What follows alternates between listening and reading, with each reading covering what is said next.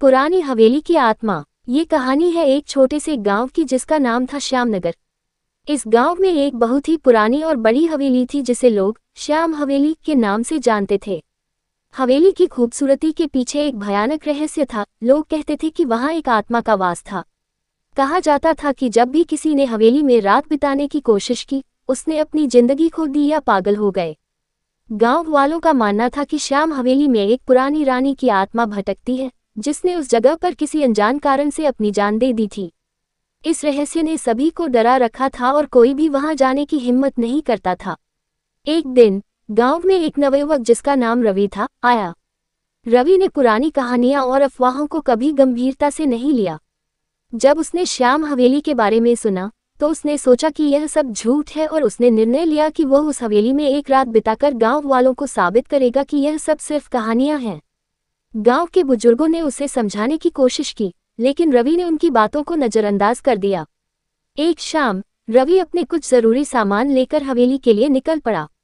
हवेली बहुत ही पुरानी और खंडहर जैसी दिख रही थी, जहां जाकर किसी की भी रूह कांप उठे। रात का समय हो गया और हवेली में गहरी चुप्पी छा गई। रवि ने एक कमरे में अपना बिस्तर लगाया और अपनी टॉर्च जलाकर चारों ओर देखने लगा। हवेली के अंदर कीमती चित्र, टूटे फूटे फर्नीचर और धूल भरी किताबें थीं। रवि ने चारपाई पर लेटकर एक किताब उठाए और पढ़ने लगा, लेकिन अचानक एक ठंडी हवा का झोंका आया और दरवाजा खुद ब खुद बंद हो गया। रवि सहम गया, लेकिन उसने खुद को संभाला और किताब पढ़ने लगा। तभी उसे लगा कि कोई उसके पीछे खड़ा है, लेकिन जब उसने मुड़कर देखा तो वहां कोई नहीं था। उसकी दिल की धड़कन तेज हो गई। उसने सोचा शायद उसे भ्रम हो रहा है, लेकिन तभी एक तेज चीख की आवाज ने उसकी नींद को उड़ा दिया। रवि का चेहरा पसीने से भीग गया। उसने देखा कि कमरे का दरवाजा खुल चुका था और अंधेरे में से कोई सफेद लिबास पहने हुए एक महिला की परछाई दिख रही थी। वह परछाई धीरे धीरे पास आ रही थी। रवि डर के मारे उठकर भागने लगा, लेकिन जैसे ही उसने दरवाजे से बाहर निकलने की कोशिश की, दरवाजा बंद हो गया। अब वह परछाई बिल्कुल उसके सामने थी। महिला की आंखें लाल हो चुकी थीं और चेहरा भयानक था। उसने रवि से कहा, तुमने मेरी शांति भंग की है, इस जगह से चले जाओ। रवि ने हिम्मत जुटाई और कहा, मैं ये जानना चाहता हूँ कि तुम्हारी आत्मा को शांति क्यों नहीं मिल रही। महिला की आत्मा ने आह भरी और बोली, यह मेरी कहानी है।